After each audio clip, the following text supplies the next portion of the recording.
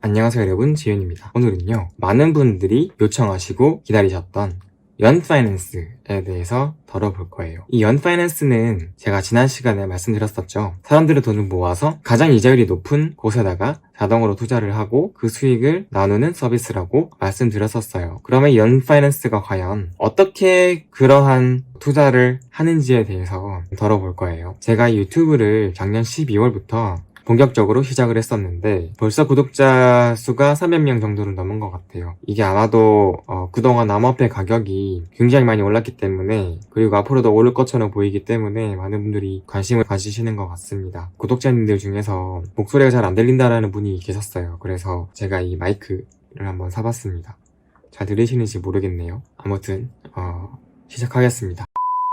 우선 제가 연파이낸스를 다루기까지 시간이 좀 걸렸어요. 왜냐면 이 연파이낸스가 좀 어렵기도 하고요. 그리고 이 연파이낸스가 그동안 좀 질풍노도의 시기를 겪었어요. 이 연파이낸스를 만든 창립자인 안드레 크로네라고 하는 사람이 남아프리카 공화국 출신인데, 이분이 최근에 멘탈이 좀 안 좋았던 것 같아요. 그래서 트위터에다가 자꾸 이상한 얘기들을 막 쓰고, 그리고 막 다른 디파이를 만드는 사람이랑 싸우고, 그래가지고 좀 사건 사고들이 있었습니다. 그리고 최근에는 이 연파이낸스에서 해킹 사건이 있기도 했었습니다. 정확하게 말하면 해킹은 아니고 이제 큰 돈을 가지고 시세 조작을 해서 다이라고 하는 스테이블 코인을 탈취한 사건인데요. 이런 사건들이 있었고, 거기다가 UI까지 지금 보이시는 것처럼 좀 예쁘게 바뀌었어요. 그래서 이제 그런 여러 가지 일련의 일들이 있었기 때문에 그런 것들을 제가 보면서 이게 좀 안정화가 되면은 다뤄봐야겠다라고 생각했었는데, 이게 좀 계속 시끄럽더라고요. 그래서 그냥 어차피 계속 이럴 거면은 빠르게 찍자라고 해서 이제 다루게 되었습니다.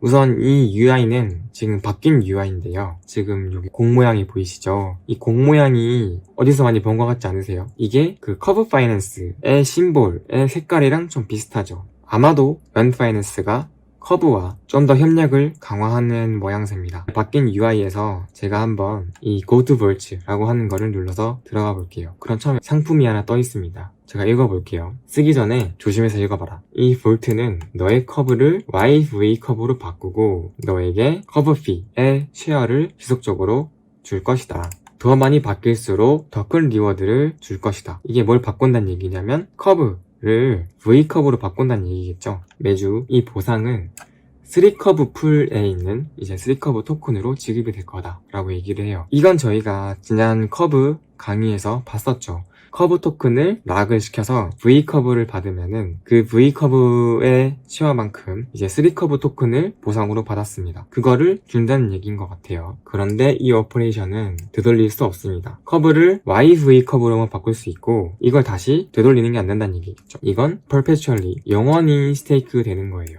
커브에서는 커브 토큰을 많이 예치를 해야지만 이제 많은 보상을 받을 수 있었어요. 그러니까 최대 2.5배까지 받을 수 있었는데, 저도 하고 있지만 개인이 하기에는 좀 돈도 많이 들고 어렵거든요. 그래서 그거를 연파이낸스에서 이제 사람들을 모아서 커브를 스테이킹을 하고 리워드를 나눠 갖는 그런 상품을 만든 것 같습니다. 이게 지금 새로 바뀐 UI와 새로 바뀐 이 연 버전에서 가장 밀고 있는 상품인 것 같아요. 그러면 본격적으로 연파이낸스의 역사부터 살펴보겠습니다.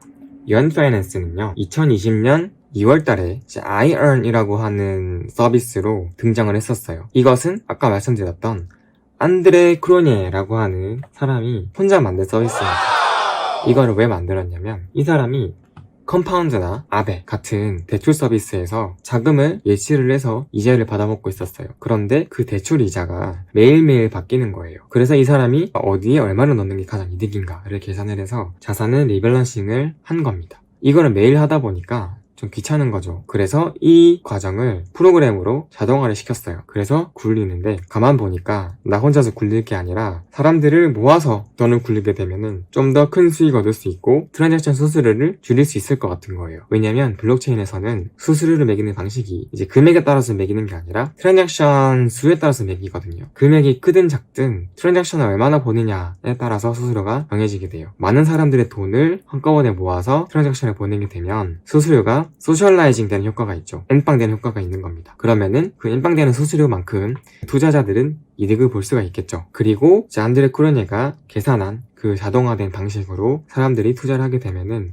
투자자들은 본인들이 신경 쓰지 않아도 마치 침팬지처럼 그냥 돈을 넣어놓기만 하면은 안드레 크로네가 알아서 자산을 리밸런싱 해주고 거기서 수익률을 극대화시켜주는 겁니다. 대신에 안드레 크로네는 그 대가로 수수료를 받아가겠죠. 현실에서의 펀드가 하는 일과 유사한 거죠. 그래서 안드레 크로네는 이 플랫폼을 일드 어그리게이터라고 불렀습니다. 그런데 이 안드레 크로네가 한번 이 서비스를 떠났었습니다. 사람들이랑 마찰이 있었고 여러가지 일들이 있어가지고 떠났다가 다시 돌아왔어요. 그래서 7월달에 이 서비스의 이름을 iEarn에서 yEarn으로 바꾸고요. yFee라고 하는 토큰을 발행을 했습니다. 이 발음에 대해서 논란이 좀 있는데요. yEarn을 yearn으로 발음하는 사람들도 있어요. 그리고 yFee를 Wi-Fi라고 발음하는 사람들도 있습니다. 근데 이게 정확히 뭔가 정해진 것 같진 않고요. 사람들이 다 마음대로 부르는 것 같은데 제가 자료들을 찾아봤을 때 사람들이 많이 부르는 이름은 yEarn과 yFee 토큰이었기 때문에 yEarn Finance, yFee 토큰이라고 부르도록 하겠습니다. 그런데 이 yFee 토큰은 3만 개만 발행을 했고요. 그리고 이 토큰은 yEarn Finance에 투자를 한 투자자들에게 분배가 됐었습니다. 이 토큰은 조금 특이했던 게 뭐냐면 Fair Launch라고 하는 방식으로 발행이 됐었는데요. 이 Fair Launch가 뭐냐면 첫 번째, 프리마이닝이 없었어요. 두 번째, 인베스터, 즉 투자자 물량이 없었어요. 세 번째, 개발자 물량이 없었습니다. 이 yFee 토큰은 누군가에게 미리 준 그런 물량이 하나도 없고요. 순수하게 투자자들에게 공평하게 나눠진 거죠. 그래서 안드레 크로네조차 자기 물량이 없고요. 자기가 이 yEarn Finance에 입금한, 그러니까 투자한 금액에 비례해서 yFee 토큰을 받았던 거죠. 그렇게 분배를 했습니다. 이 페어 런치를 하게 되면은 초기 물량이 없기 때문에 사람들에게 공평하게 분배가 되고, 그리고 뭔가 증권으로서 분류될 소지도 좀 적은 것 같고 여러 가지 이득이 있는데, 문제는 뭐냐면은 개발팀이나 혹은 이 안드레 크로네 같은 파운더가 큰 이득을 못 볼 수가 있어요. 대신에 yEarn Finance에서 거래가 일어나고 투자가 일어났을 때 거기서 나오는 수수료를 이 팀이 가져가긴 해요. 그렇지만 이 거버넌스 토큰이 가격이 상승하는 속도가 매우 빠르기 때문에 사실은 이 토큰을 보유를 하는 게 좀 유리하겠죠. 안드레 크로네가 아까 제가 이 며칠간 멘탈이 좀 안 좋았다고 했었잖아요. 그 이유 중 하나가 아마도 돈을 많이 못 벌었기 때문인 것 같아요. 무슨 얘기냐면 이 yFee 토큰을 가지고 스윙을 친 사람들이 오히려 돈을 더 많이 벌었고요. 정작 이 서비스를 만들고 운영하고 노력했던 크로네를 비롯한 개발 팀들은 큰 이득을 못 봤다라는 거죠. 그래서 최근에 yEarn 파이낸스의 거버넌스에 이 개발팀에게 yFee 토큰을 추가로 발행해서 나눠주자라는 안건이 올라왔었고, 그 안건이 통과가 됐습니다. 그래서 6,666개가 추가로 발행이 돼가지고 원래 있던 이제 3만 개에서 이제 토탈 서플라이가 총 발행량이 36,666개가 된 거죠. 그리고 이 6,666개 중에서 3분의 1이 이제 키 컨트리뷰터한테 분배가 됐었습니다. 그렇게 돼가지고 이제 크로네를 비롯한 개발팀들이 이제 어느 정도 수익을 가져갈 수 있었던 그런 일이 있었어요. 이 yFee 토큰은 애초에 3만 개만 발행이 됐었어요. 그러니까 다른 거버넌스 토큰들이랑 좀 다르게 수량이 좀 적었단 말이에요. 그래서 이게 원래 발행됐을 때는 한 4불, 6불 정도밖에 안 했었는데, 이게 비트코인이 한 15,000불 그 정도 할 때 18,000불 이렇게 올라갔었어요. 그래서 한때는 이제 비트코인보다 비싼 코인으로 이제 유명했었죠.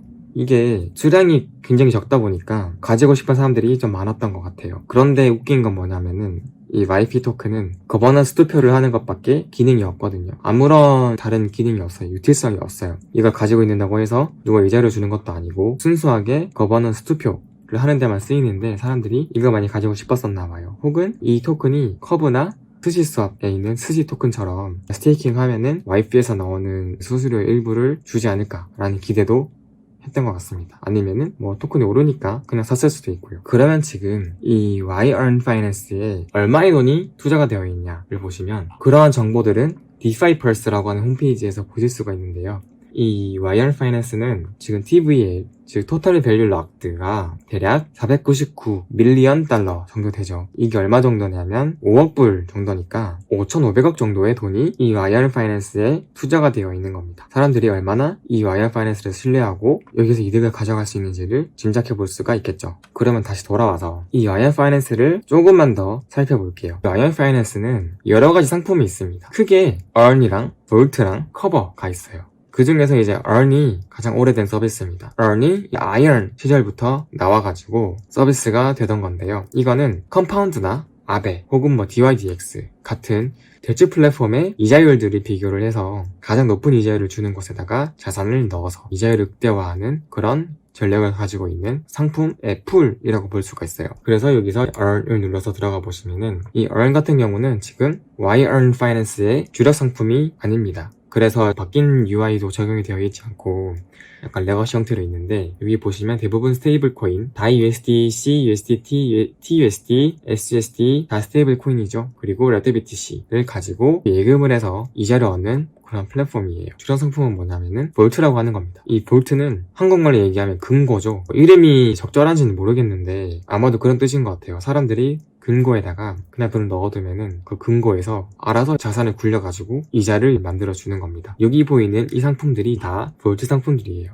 그리고 여기 보시면 버전 1도 있고 버전 2도 있죠. 많은 상품들이 있는데 여기 커브가 앞에 붙은 것들이 많아요. 지금 이것만 봐도 이 와이언 파이낸스가 얼마나 커브와 콜라보레이션을 많이 하는지를 혹은 이 커브를 얼마나 활용하는지를 알 수 있겠죠. 다 커브예요. 그 중에서 가장 믿은 상품이 처음에 말씀드렸던 YV 커브인 것 같고요. 여기서 아마도 큰 수익을 줄 것 같습니다. 저는 디파이를 공부를 하려고 한 거기도 하지만 이미 커브 파이낸스에다가 커브 토큰을 1년 동안 락을 해뒀어요. 그래서 2.5배까지는 아니지만은 한 뭐 1.5배 정도의 이자 수익을 얻고 있는데 이런 게 있을 줄 알았으면은 여기다가 넣을 걸 그랬습니다. 왜냐면은 그렇게 큰 돈을 넣지 않아도 뭐 1.3배 정도의 수익률을 얻을 수 있으니까 경우에 따라서 이게 더 이득일 수 있을 것 같아요. 그리고 커버가 있는데요. 이 커버는 일종의 보험 상품입니다. 여기 보시면 커브, 아베, 밸런서, 스시스왑, 먼브릿지, 매저 이렇게 되게 유명한 서비스들이 있어요. 이 서비스들에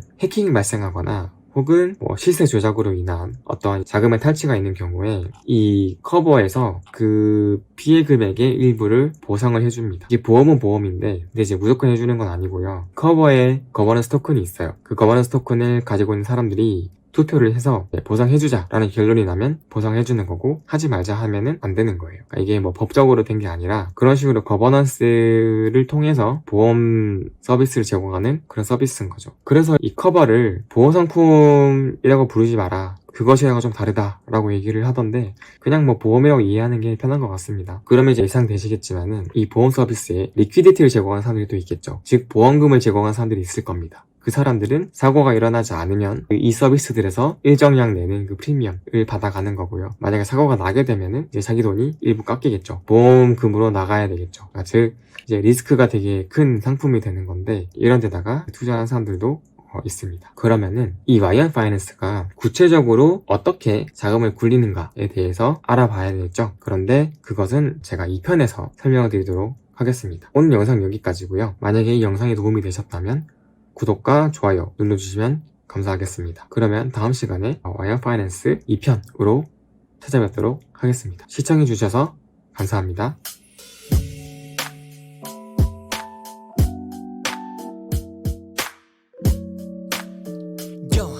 for you.